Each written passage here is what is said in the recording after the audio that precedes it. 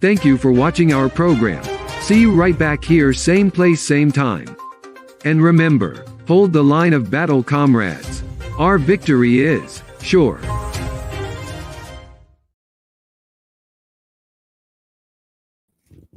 Get this monitor on. Well, good night again to you, ladies and gentlemen, and thank you for being here with us for another episode of Advancing the Cause. You're here again with us where we share with you the truth and nothing else but the truth. And we do this because we recognize that there is a serious attempt to give you false and inaccurate information.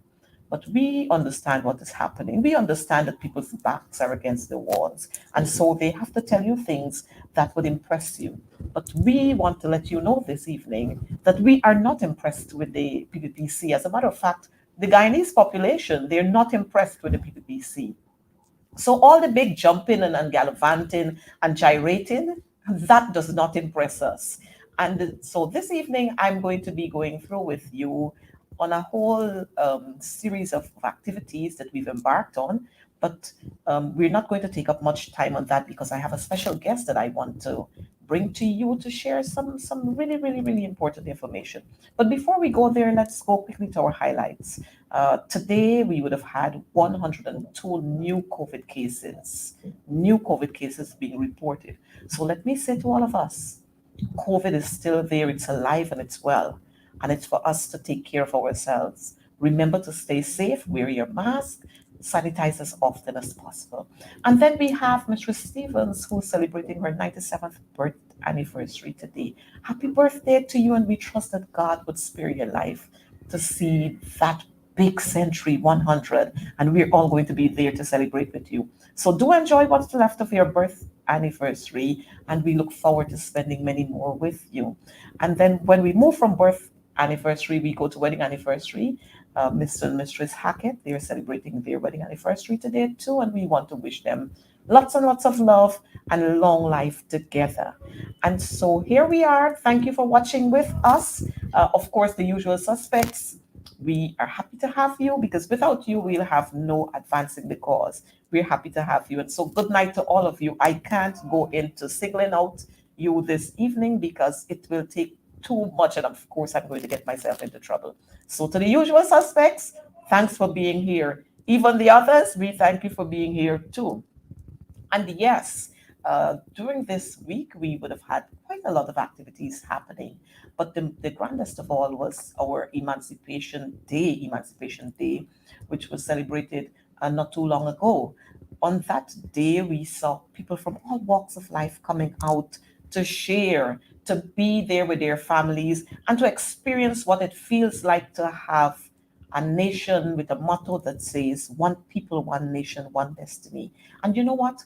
Guyana is a nice place, but the PPPC are no good for Guyana. And I want to share with you one of our top lines that we had last evening when the APNU, AFC, and the WPA hosted that rally at Burnham Park, in in Middle Street. Oh gosh, I'm not sure why I'm getting so tongue-tied. But in Middle Street, we had a grand time. And I know that you've been watching that rally. Those of you who couldn't be there, you've been watching it, and you saw the numbers there. And I just want to say to you, again, we have the critics coming, and you know what they say? We had to bust people in from all over. But, we're happy that they watched us. We're happy that they're watching us because when they watch us, they get the information. But the highlight of that rally last evening was if Guyana is to go, the PPP must go. And that was said to us by no other than Mr. Aubrey Norton, the leader of the opposition, leader of the PNCR, leader of the APNU. And he has been around with us for a long, long time. And we know that he has got much to share. Every time he appears somewhere, he's got much to share. And so this evening, I have with me the man of the moment, Mr. Aubrey Norton. Comrade Norton, welcome to another episode of Good, Advancing the Cause, and I thank you for accepting this good evening to invitation. you and your viewing audience, and thanks for having me, as well as your listening audience. But there might be those who are listening without seeing. Chief, last evening we had, well, of course, let's start from Emancipation Day. Of course, Emancipation Day is a big day for our African brothers and sisters because it reminds us of the struggles that our foreparents went through, which paved the way for us who are here now. And we cannot afford to forget those struggles.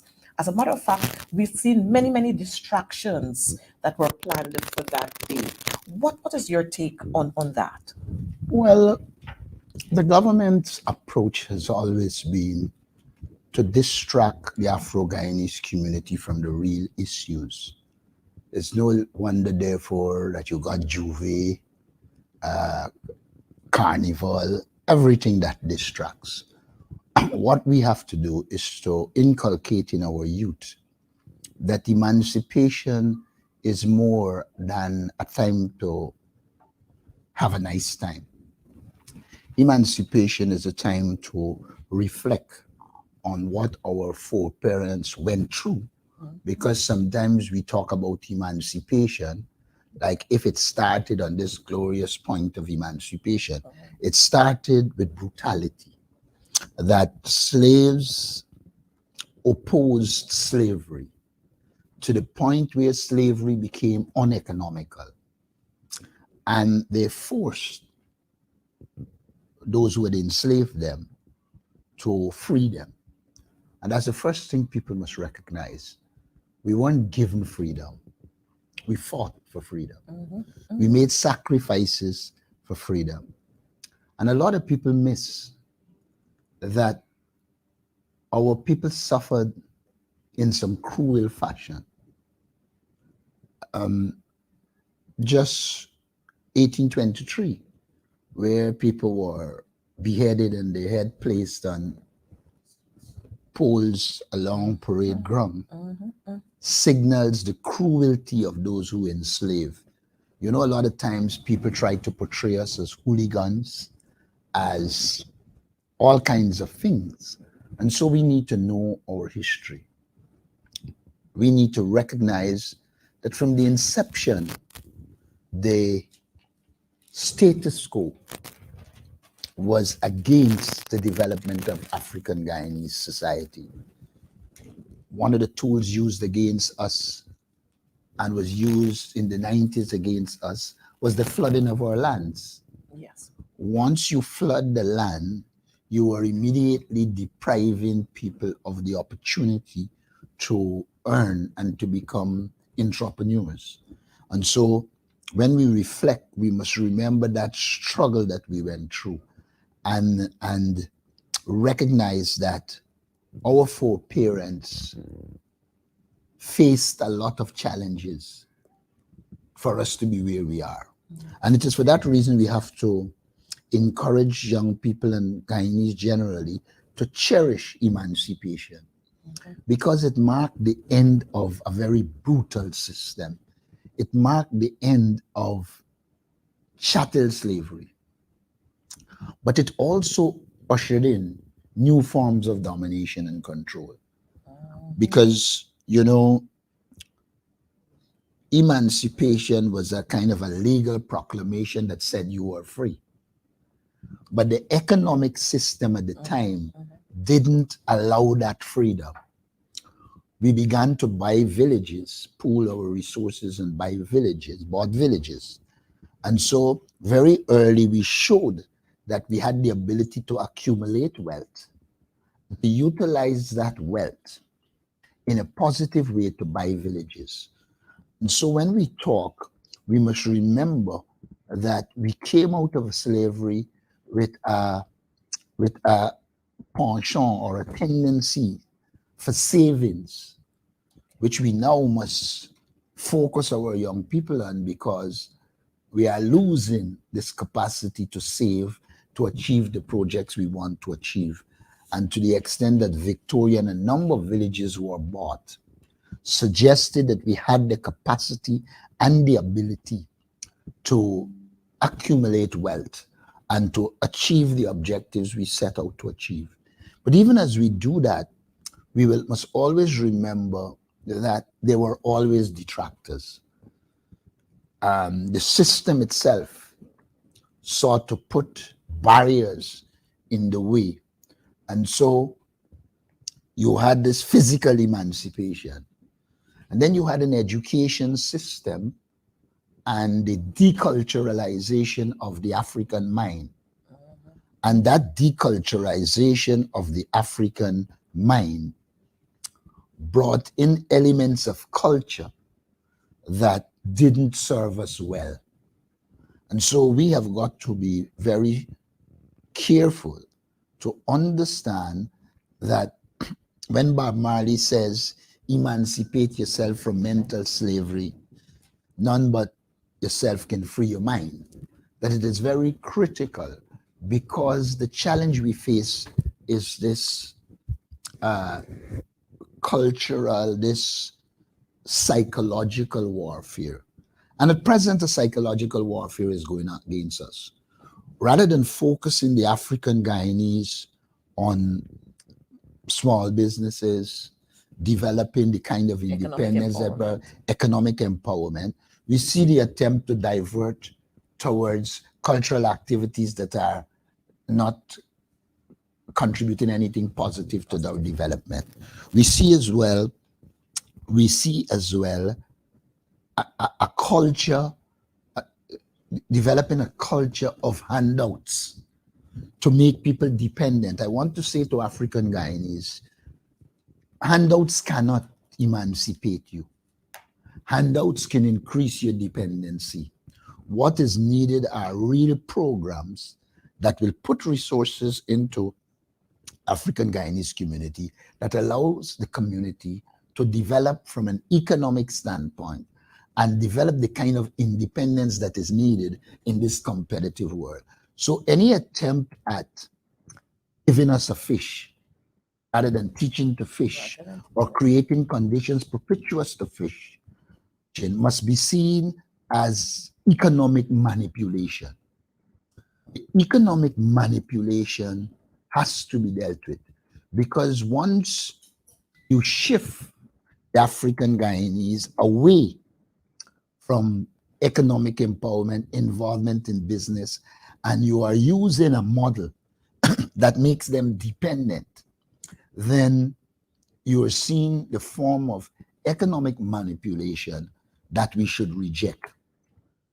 I am on record as saying to people, the resources that the government distributing are our resources.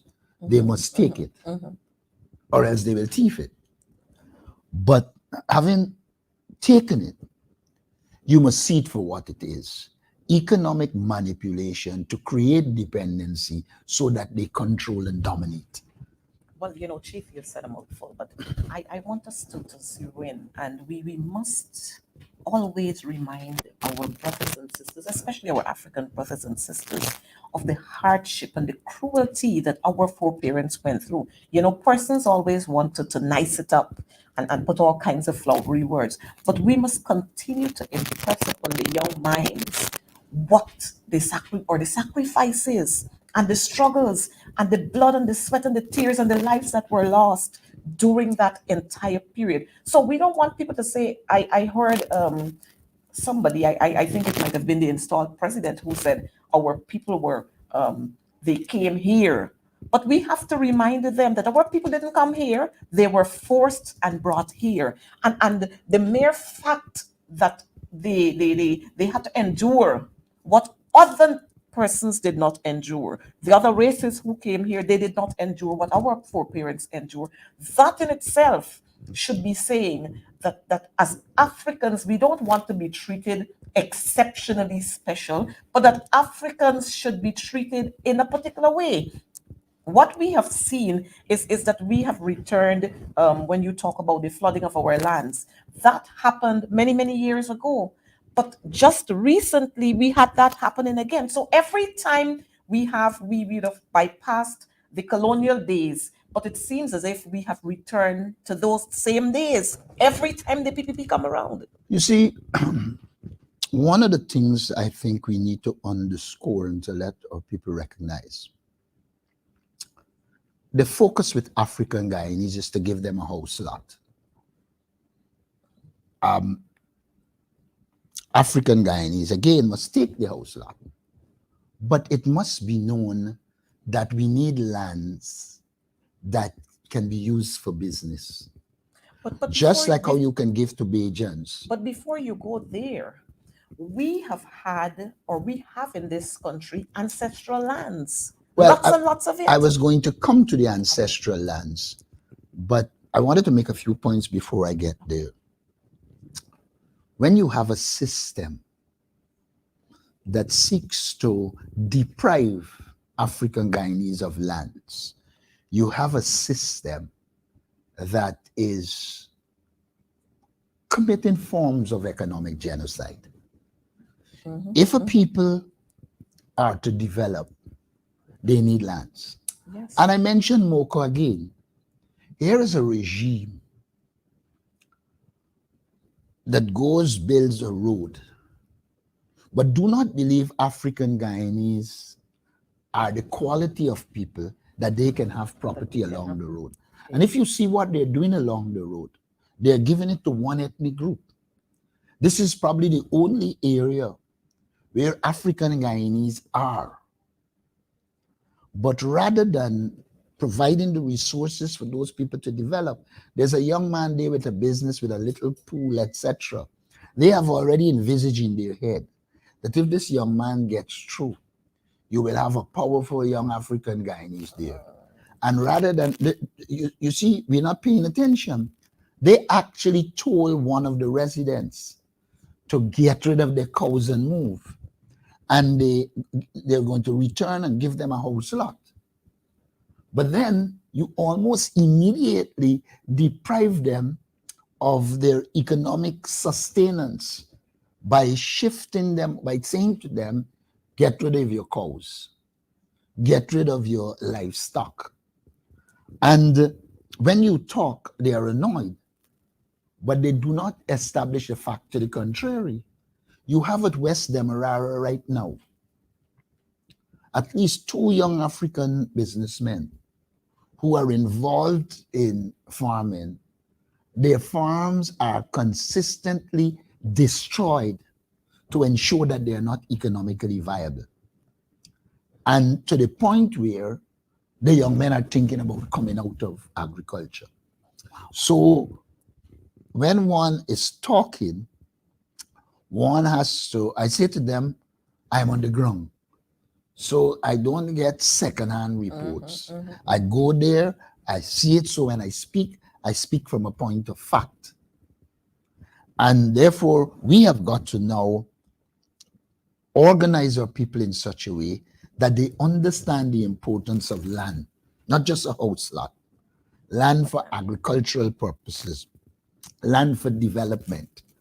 And until we see that kind of activity, do not tell me about One Guyana. Until we see activities that allow each and every Guyanese, and this is not restricted to the African Guyanese. In some regard, they're doing the same thing in the Amerindian communities, not giving them the tools to fish, giving them a fish so that they be dependent. And so we have got to change that mentality and say to all and sundry that other ethnic groups can develop business. And something I think the government misses. If you look at the history of societies, where you suppress people, where you deprive them of opportunity, where you allow wealth to accumulate on one hand and extreme poverty on the other, the societies become unstable. So a lot of what the PPP is doing is going to erode the stability in this society. And they should know from history that once you oppress people, people will fight oppression. There is no regime in this world that I know of that repress people and lasts forever. Some were destroyed quicker than some. Some took a long time, but in the final analysis, they are destroyed. Well, Colonel Leader, while you were talking about what's happening in West Demerara, we have the same thing happening in some parts of region too. As a matter of fact, it's not only happening to African Guyanese, but it's happening to Indo-Guyanese, like you said, with the Amerindians. And the thing is, as long as you're perceived to be a supporter of the coalition, they are destroying whatever you have. And these are persons who are into farming on the Essequibo coast. They have broken bridges that leads to their farmlands. And we have returned to a society, like you were saying rightfully, where this government, all they want to do is to have more and more persons on the breadline where you can always be stretching your hand out to them to collect whatever handout they want to give you. They want the cash grant and the this relief and the that relief. And so every time you have to be going to them again to collect whatever relief. And then on the other hand, we are boasting that we are finding so many new oil wells and so many new oil wells, and we're drilling here. And like one of my colleagues said last night, we're pumping here and we're pumping there, but you're not seeing where all of that wealth is going. As a matter of fact, we have recognized that the PPP are about the 3 Fs: friends, families, and the favorites. Now, while you are doing that, that group is just an elite group, but then the masses suffer. But it's more than that too. Look, I was at Bushlot. There's another form of it there's the political discrimination, there's the ethnic discrimination, but there are the actions that stem from greed. In Bushlot, one particular person is allowed to destroy the dam and nobody can do anything because he is a key PPP supporter. On the Essequibo coast, people complain. Some of them are PPP supporters, but there's always some PPP activists who believes that he or she alone is entitled to everything, and so they begin to dispossess even their own supporters. And that is why I believe the PPP is on a course of self-destruction, because a lot of the people in the PPP put aside race, put aside political discrimination. Some of them are driven by just greed, and that greed causes them to trample on even people who are supportive of them. Simple things like you take over a piece of land, and I'm telling you here, practical, where a PPP man takes over a piece of land and deprives the other person from getting access with their car. They could just walk through the little track that is left, and then the government does nothing. The matter goes to court, and the court gives a ruling. But I'm a PPP bigwig. Wow. So we must not underestimate the role of greed in marginalizing and discriminating against others.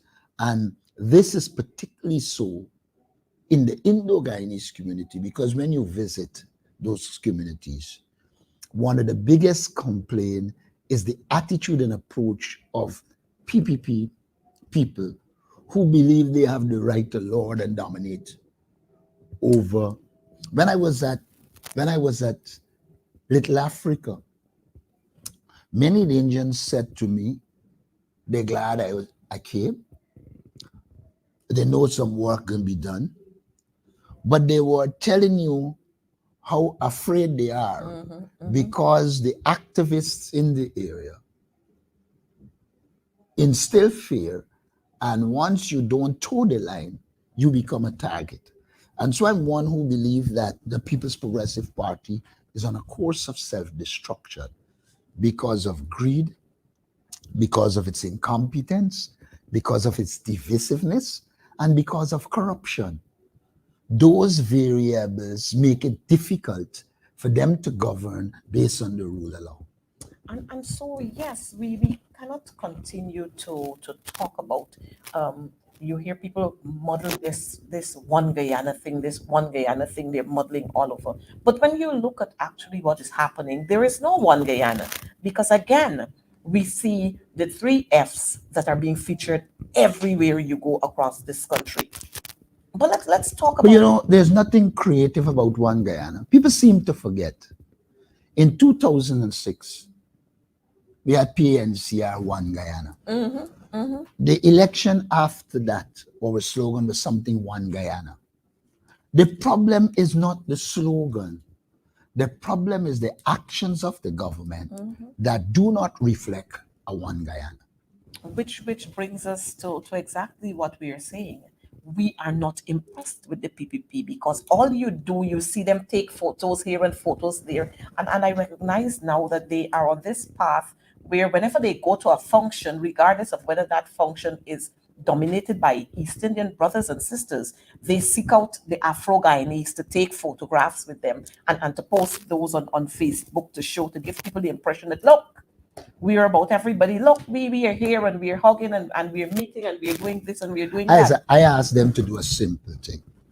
If you are serious that you're helping African Guyanese, issue the set of lands you have given out.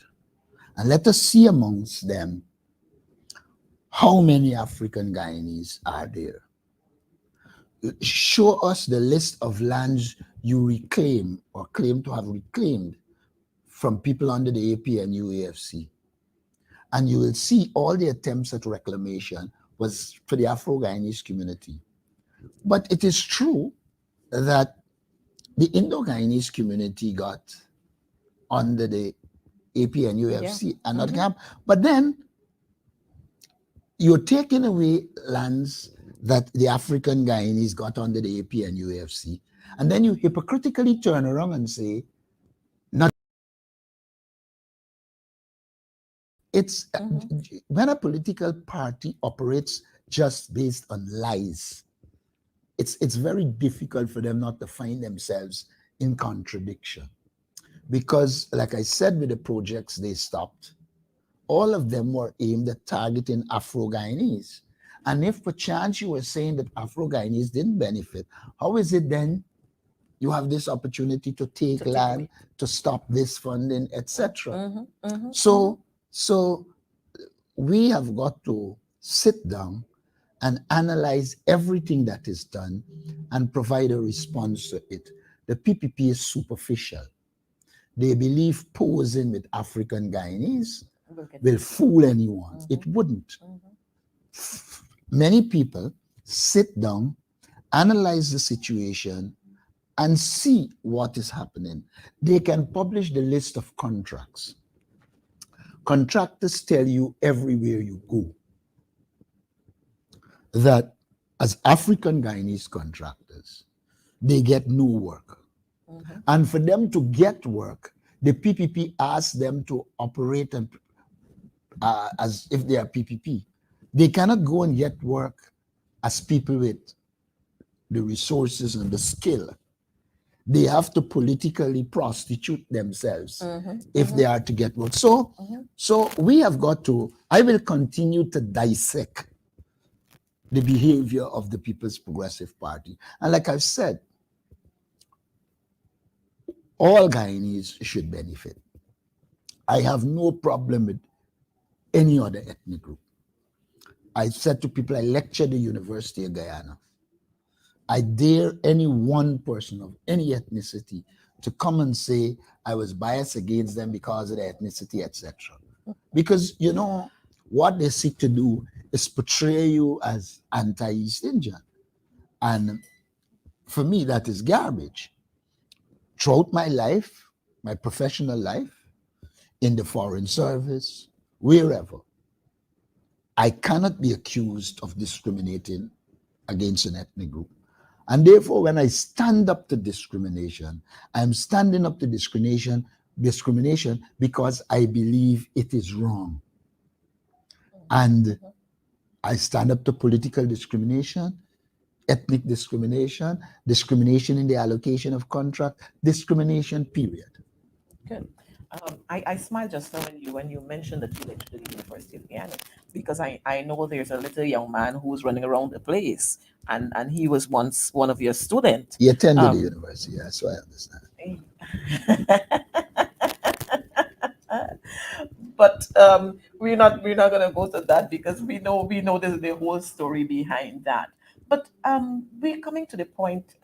Just let me go back a little, where we talk about the land and this one Guyana, this flam of one Guyana. I can say to our viewers, and I think you know this too, the this particular Afro-Guyanese community, the Lancaster Hawk style NDC, that entire area there, that entire area was flooded when we had the floods. Lots and lots of the Afro-Guyanese there lost their livestock, they lost crops, and lots of things they lost, their homes, equipment in their homes, and so on. And I remember when they stopped the president when he was heading to Blackbush, and the residents there were pointing out what can be done, and what, and the region, the RDC, they're not providing the pump and those kinds of things to bail the water out. And the president said, well, he didn't come here for that. So when we talk about one Guyana, you are heading to Blackbush Polder, you have to pass most of these villages.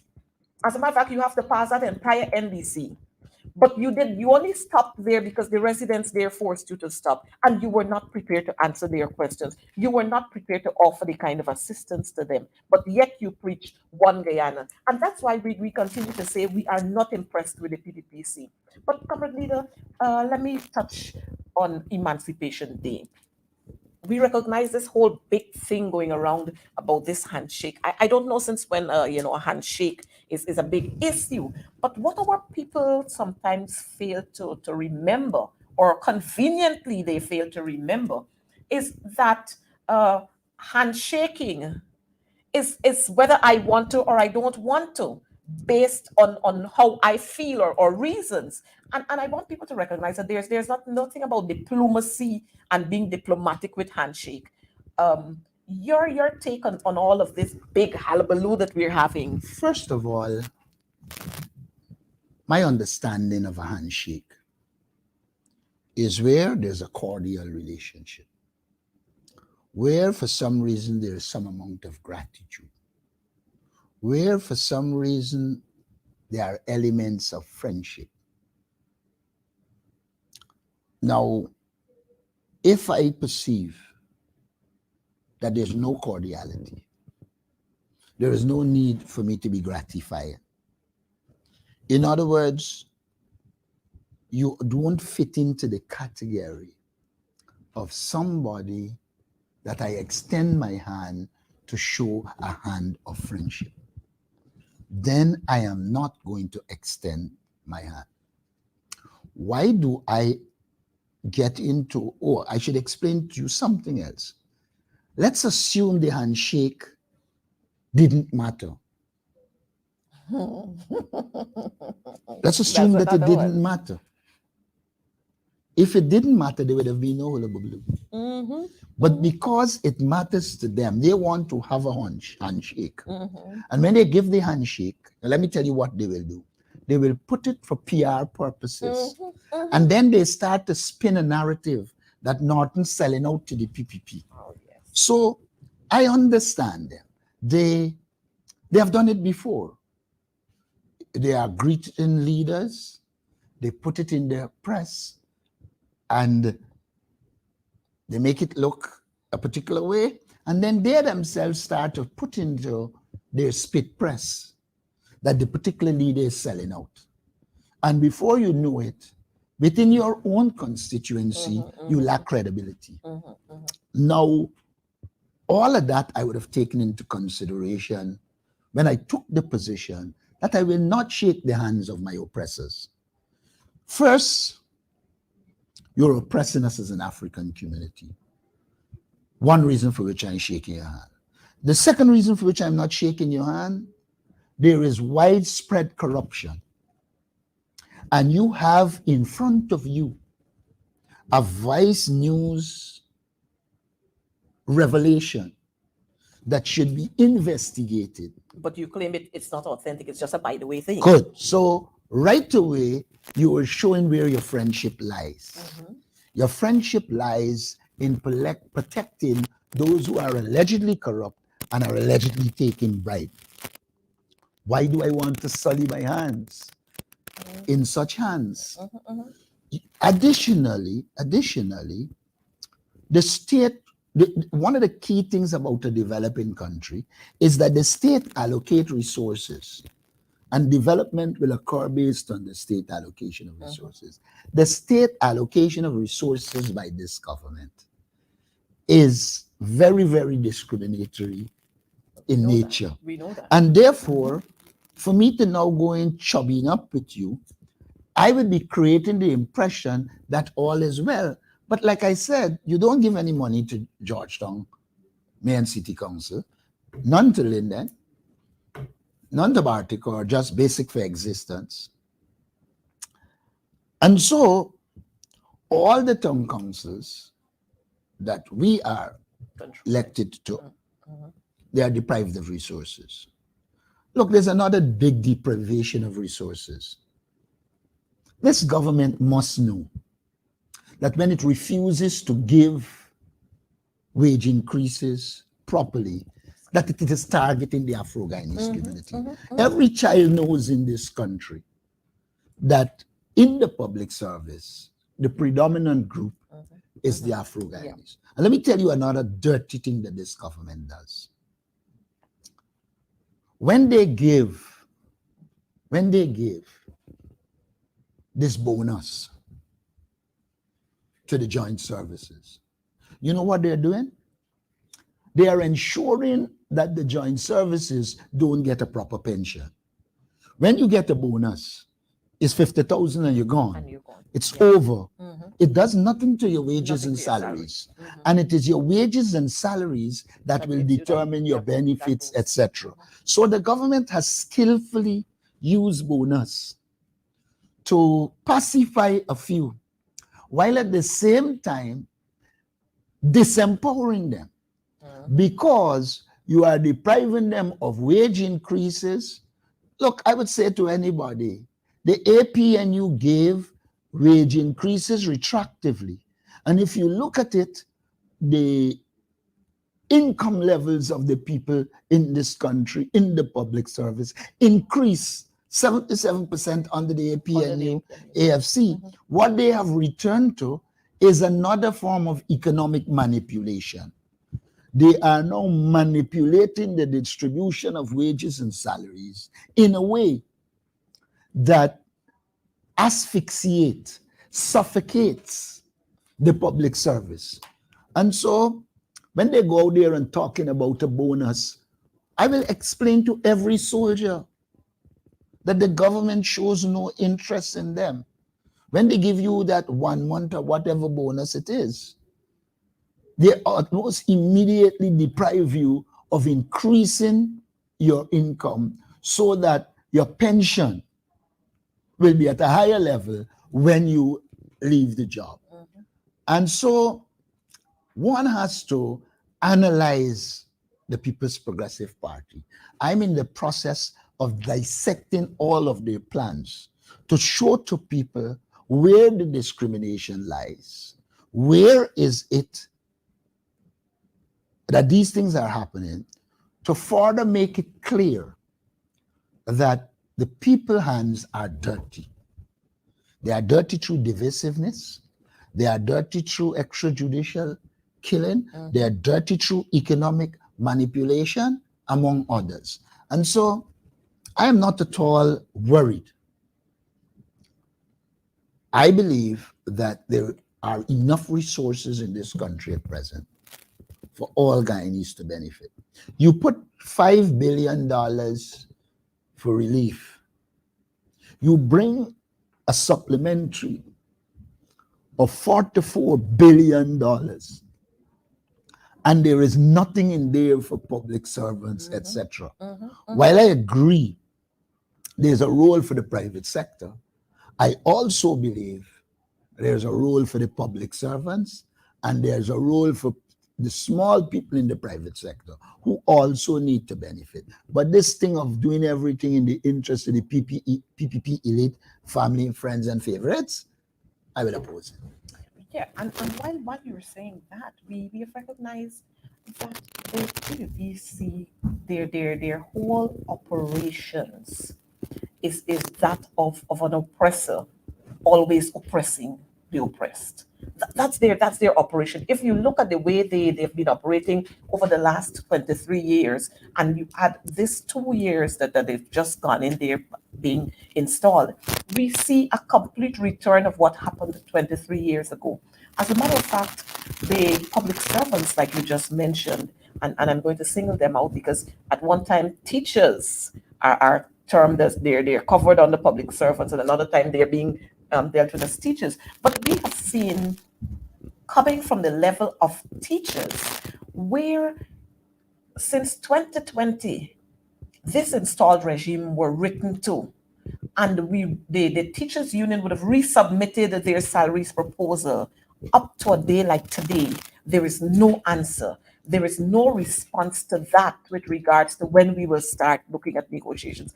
And this was the same regime who was saying to the AP and UAFC government that you need to talk, you need to negotiate, we need to talk about, you need to bring back collective bargaining.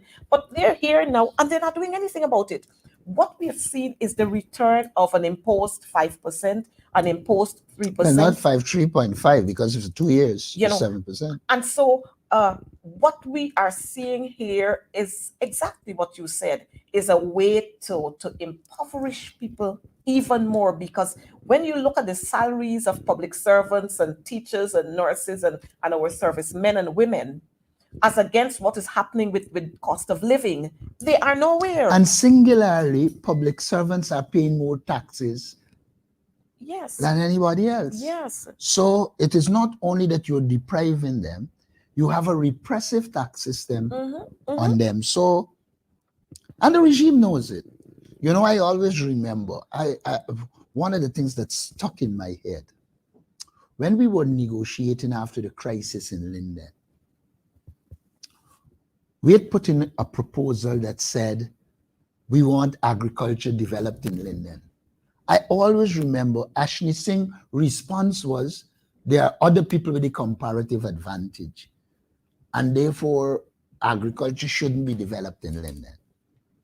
And I looked at him, and like he couldn't recognize he was making a racist statement. And when something like that happens, it worries me, because you have regions,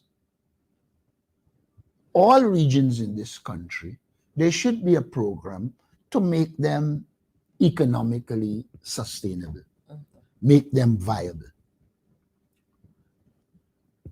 Region 1, region 2, however remote.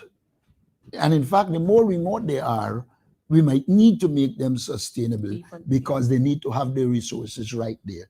But this government is not interested in creating a viable region outside of 6, 5, 2, and 3, where they dominate.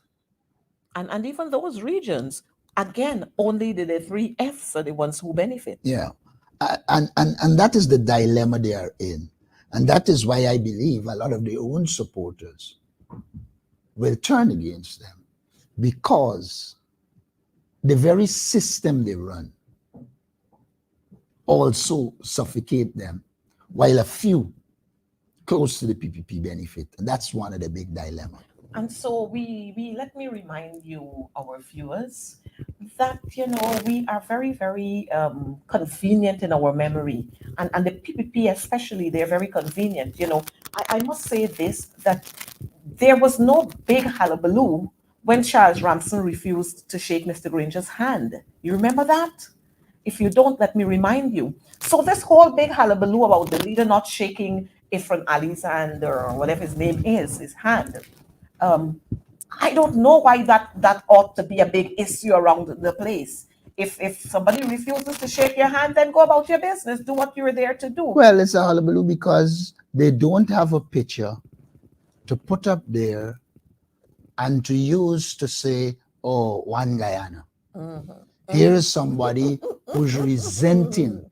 Here is somebody, look, a handshake is part of your political struggle. Mhm. If you go shaking hands, well, they will use it, throw it all around in our support areas, and make it look as everything is honky dory.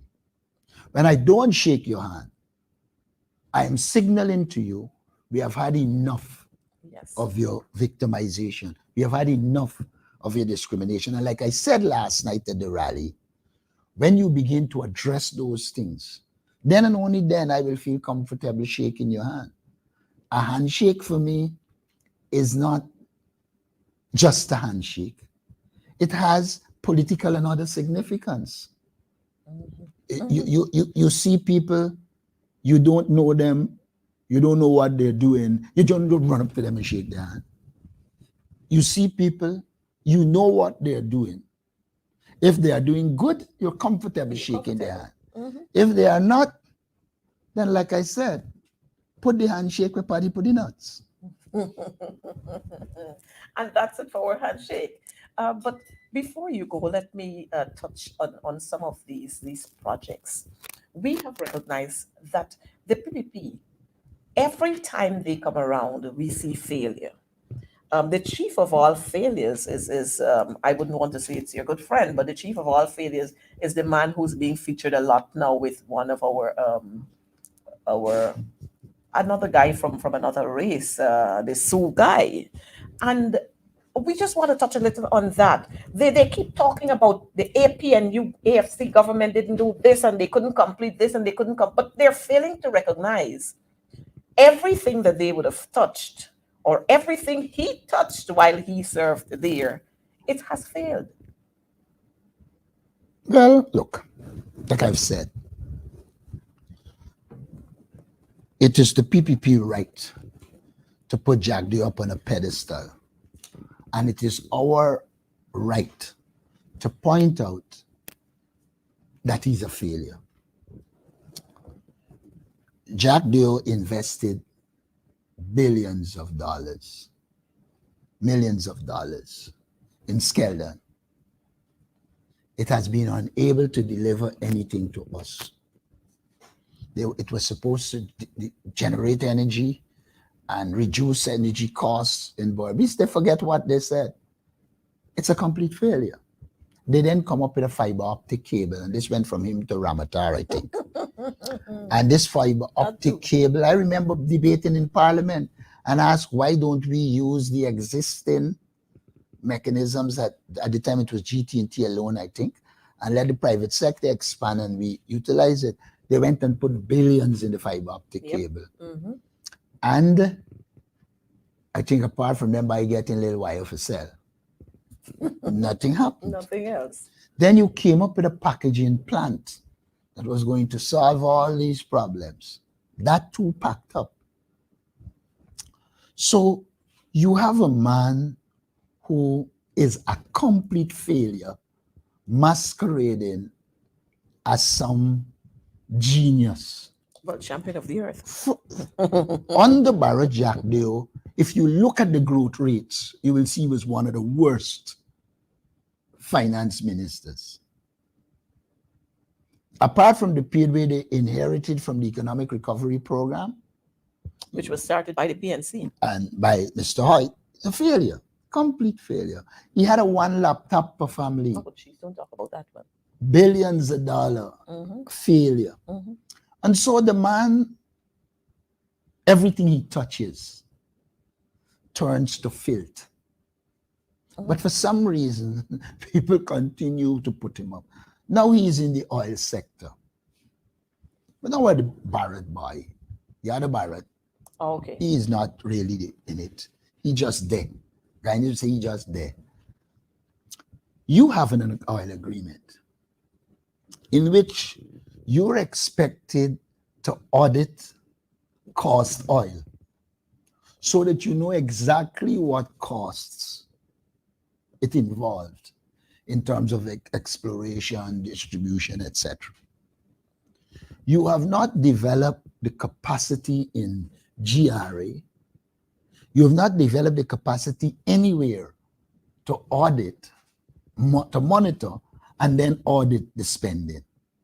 First thing, in the Environmental Protection Agency, there is no serious program to train people, to give them the capacity to deal with the environmental issues. And so, even the profits we should be getting, we don't know exactly what 50% is because of our failure to develop the capacity to monitor and audit cost oil. We are contributing to the lessening of the profits to be had from oil. And like I said to some journalists yesterday, let us put the basics in place. Let's assume we renegotiate the contract. And all of us agree to renegotiate the contract. And we get better deals. Still, if we don't have a command of what is cost oil, we are still in trouble. So a lot of times, I believe the focus has to be on ensuring the oil resources serve the Guyanese people and ensuring that we benefit. But the basic things the government should put in place for us to benefit, they leave lax. I mean, if something as simple as insurance, you can't fix. Not only you can't fix it, but you fought it. You are signaling to people that you have no interest in the people of Guyana benefiting from oil and gas. Look, the ExxonMobil came, we didn't have the capacity to do the exploration. Of the oil, yeah. You make an agreement. Having made this agreement, you are expected to develop the capacity to monitor the agreement and implement the elements that are in our interest and work to improve so that we get better. And I do believe that the government shows marked incompetence when it does not put the mechanism in place to ensure we know what actually is cost oil so that we could determine profit oil and benefit. Well, this is all about the PPP because we've seen so many projects. And when you, as a matter of fact, let's look at the COVID cash grant, the grant that they gave for COVID. We've asked how many persons would have benefited. We've asked for an audit. And then you heard the president jumping up to say, well, we'll have an audit. And that was the end of it. But if you want to know how the thief, this Guyana got 70,000 farmers. I mean, just do the mathematics. There's no way we have 70,000 farmers. We have in Guyana, they contain 400 households. That is what they contain. Now, the average household is 4 persons per household. If we have 400 households, then we should have been able to calculate easily how much money we needed for the cash grant, COVID cash grant. We should have been able to now account for it. You know why they can't account for it? Because it was a gravy train. Yes. And so I don't ever take them seriously. There are many things that they should do that could have passed through the banking system. Public servants could have been used to do it. They're using political activists. That's what I noticed. That means, it's an avenue for corruption. Even the contracts with this government is not about the contribution to development, etc. Every child would have known that if you open the road to the East Bank and they got to turn off and come around, then you had to do the access road. Yes. So, you know what they did? I think they didn't want to go and bid and so they make it emergency works. That's straight. And so you're in the process of destroying and constructing at the same time. Uh, I, Which is what they do all the time. correct. All Yeah. the time they do this. Yeah. We've seen roads. If you drive along Princess Street, you will see there are patches of road that they attempt to fix. Some parts are high, some parts are low. And so when it rains, you have water accumulating in some parts. You see, they dig out parts in Durban backland. They're just digging parts, the holes there, they're scraping it around, and then they're going to come and fill it and just throw some bitumen there. And this is what they But do all the there's time. but look, you can do that, but you have to do it properly and with the scientific way.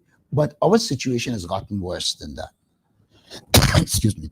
We are building roads in the same way that we build it when we didn't have the amount of heavy traffic, the size of vehicles. Yes. So there is no engineering in it.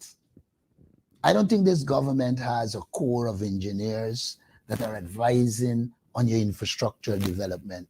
To put it simple, this thing is a hustle.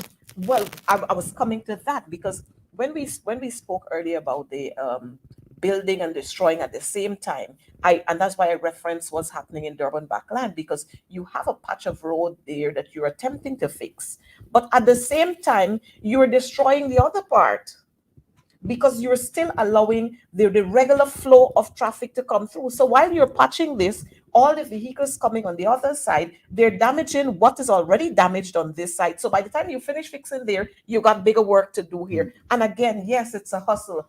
The three F's again will benefit.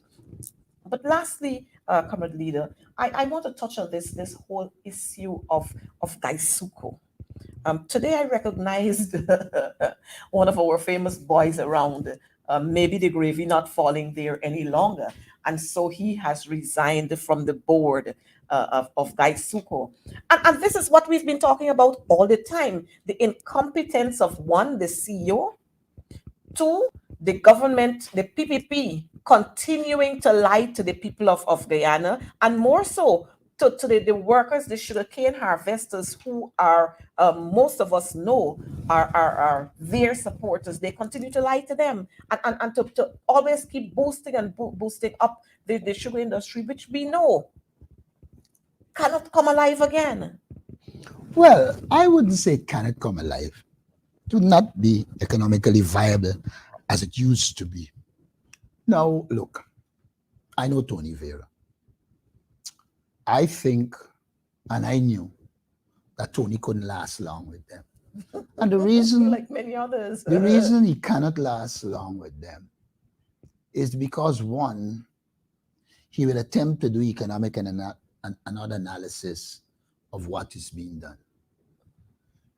Two, I don't think he would sit down and allow this widespread corruption. Three, he has worked in the sugar industry and he knows the sugar industry, and therefore has an idea of what will work and what wouldn't work. Now, I think Cesar Ryan is a complete sailor. I don't know what experience he had in sugar, and therefore the choice of him, in my opinion, was a decision to further destroy the sugar industry. And it's a good opportunity for us to point out that the PPP never had an interest in the development of the sugar industry. The PPP's main thing is that they want the sugar workers to be their base. But in terms, it's not the first time, Skeldon, it was known, was going to, the singularly, if it is one thing that destroyed the chances of sugar, was Skeldon. The PPP got money from the EU in which they could have right-sized and found alternative employment for workers in the sugar sector. They never did. In fact, when GAU, which is their own union, started to act up, they became very anti-GAU. I mean, I saw the president in a very stupid way calls a sugar union man and ask him a question. And when the man says, I want explanation. Next, I mean, are you saying that you're running a country and you're not prepared to listen to reason? Which is what he does all the time. You know, so look, like I said, When it comes to divisiveness, the PPP is an obstacle.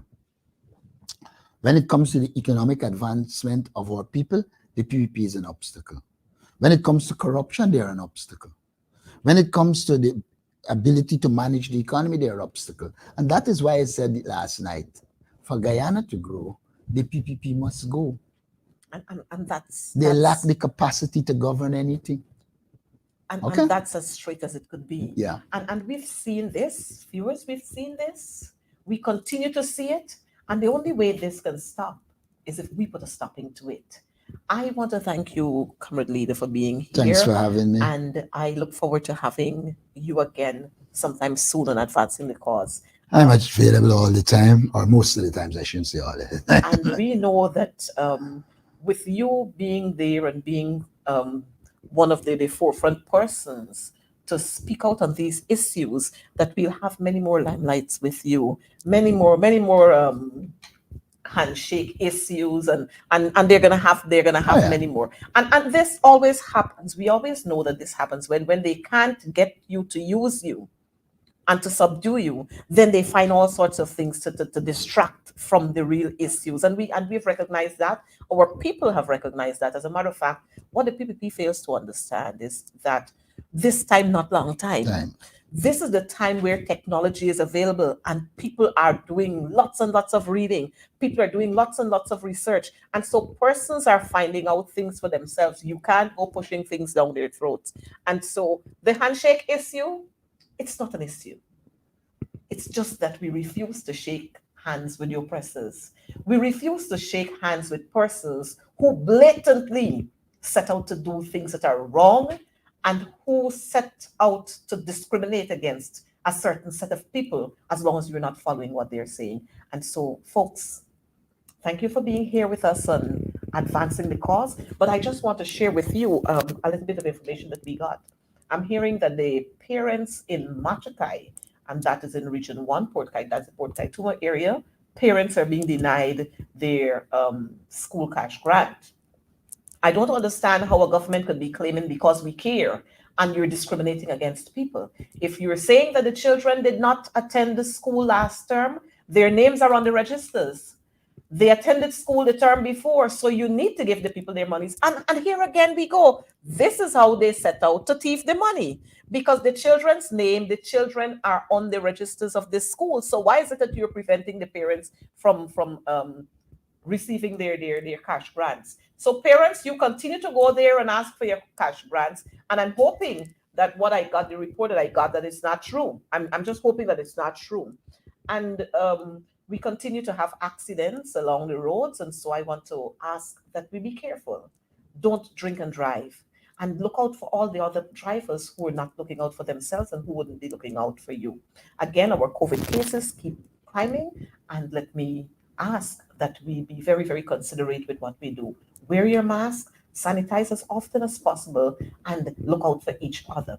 And lastly, I want to extend our sincere condolences to some persons who have lost their loved ones. I know just the other day we had one of our teachers from the quarantine, Port Moran Primary, who lost his life by accident, Mr. Sidney Court. The GTU family extends condolences to you, and we here on Advancing the Cause do extend our condolences to you. We know that the Brick Dam Secondary School, they're also mourning the loss of another teacher. We share your hurt at this time, and to the extended family of that teacher, we do extend our condolences. And then we have another teacher who lost her father, who would have given great service to this country, Miss Aisha Azor Elgin. We want to extend our sincere condolences to you, and we hope that God is going to comfort you with the pleasant memories you have of your loved ones. With that, goodbye, take care, and we see you again next Wednesday for more on Advancing the Cause. Have a good night.